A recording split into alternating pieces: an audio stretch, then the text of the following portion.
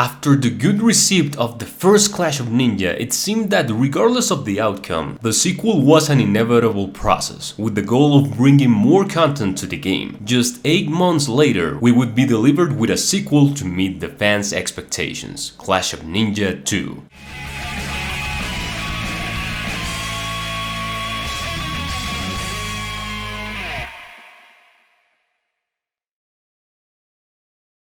Let's continue with the review series of the Clash of Ninja saga. Today, we come with the sequel of the first game, a Naruto title that offered a much more fun experience than its predecessor. Guys, if you help me reaching a goal of 80 likes, I know we can achieve it. This way you will help me a lot to reach more people, and so I promise that I will bring more episodes as soon as possible. So without more to say, let's begin.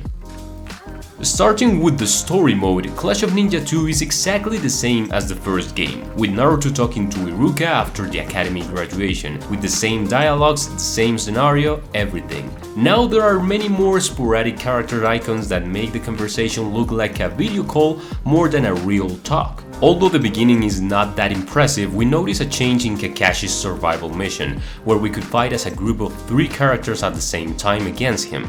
The game had implemented the brawl system, and to be honest, I loved the result, knowing how to combine the multitude of characters without dividing them on the path of chaos. Also, when the serious rival is more capable than the other characters individually, it feels like a fair balance. At least I can see how this is a step forward as a sequel. When we arrive at the moment of the fight against Haku, we see that a new QB chakra mode was implemented for Naruto, an element that was absent in the previous game, giving him some different attacks and characteristics that differentiate him from being a normal character. In addition, it contributed narratively to Naruto's out-of-control moments, instead of him just screaming and punching. And also, I want to emphasize the inclusion of group fights, since they not only give more coherence to the events that the game wants to represent on certain occasions, but it also makes the gameplay more enjoyable, something that could happen in the previous delivery. Also, the gameplay feels slightly more agile, more fluid, with less emphasis on hitting but give more importance to frenetism. Here I come!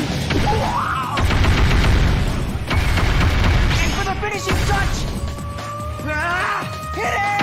Lotus! Personally, I'm not gonna feel that there was a progress like such as in the way the story of a game was carried out if it keeps using this trick that you fight someone, you beat them, but like in the original story that character is more powerful than you, at the end he says, "Oh, I was just holding back," and we proceed to the next act. There are many more ways to carry out these missions. There are many fights in the original materials that today have almost never come up in a game, so it cannot be taken as an excuse to put in more game time. They should focus on including the existing combats for the fidelity of the representation and fewer irrelevant combats, less if it is with a character we use all the time. Parenthesis. In the middle of the story combats, I realized that the ultimate of all the characters are still completely unblockable. What the hell, at least the damage is a little reduced and it doesn't remove half of a bar. But okay, let's continue. The configuration at this point still didn't allow the game to be set in the original language, and I had to continue to stand with the English dubbing of this game. Believe it! Personally, I don't like it at all. Later in the story, we realize a new inclusion, where we can fight several progressive waves of enemies, advancing on a semi-linear map. In this case, it is Naruto who is crossing the forest and facing several ninja in the Chunin exams to reach the end of the Forest of Death. The AI in these enemies is quite improbable, but it is also true that if they were a little more competent,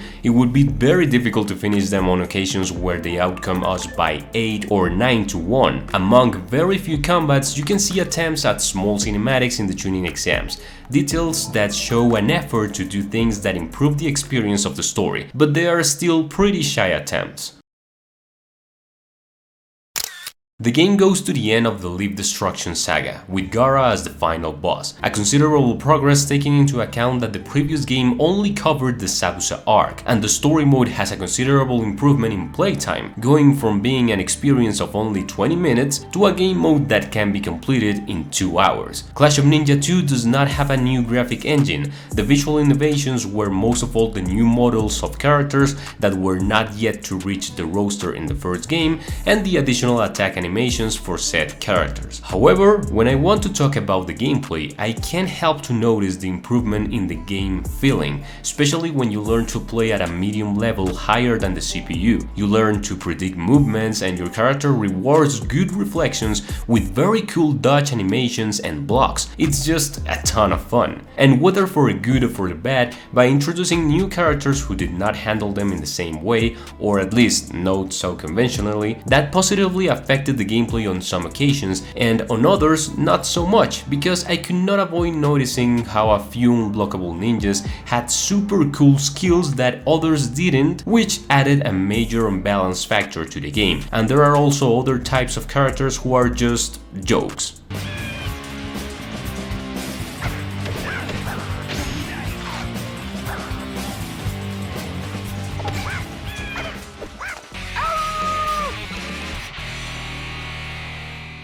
They may not have ultimates, decent combinations, or a complete moveset, but still so they can be used at any time without special conditions. So that balanced fighting game factor that was established in the first game can be seen affected a little in this sequel. But as I tell you, for me this is not necessarily bad. The game modes such as arcade, survival, time trial, and so on still works in the same way, so there is not much more to highlight on that side. Unlocking characters is achieved through the arcade and survival mode. Every time you complete a match in these game modes, you can go to the store and buy the characters that are available with coins. New characters were included like Guy, Neji, or Gaara, of course. In total, now we would have 22 characters, an improvement of more than a dozen. You're such a great person.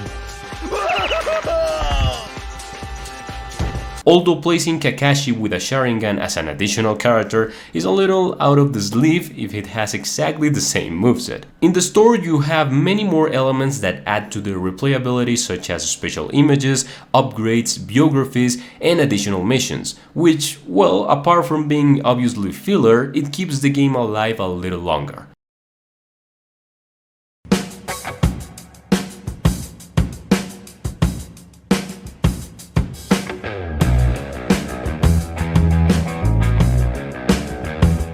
To wrap up, this is a second delivery that can be seen as the finished product that was supposed to be the first Clash of Ninja, a fighting game with uploadable mechanics in the Naruto universe, with decent content but with a focus on playfulness of some characters, which ends up harming the overall balance of the gameplay.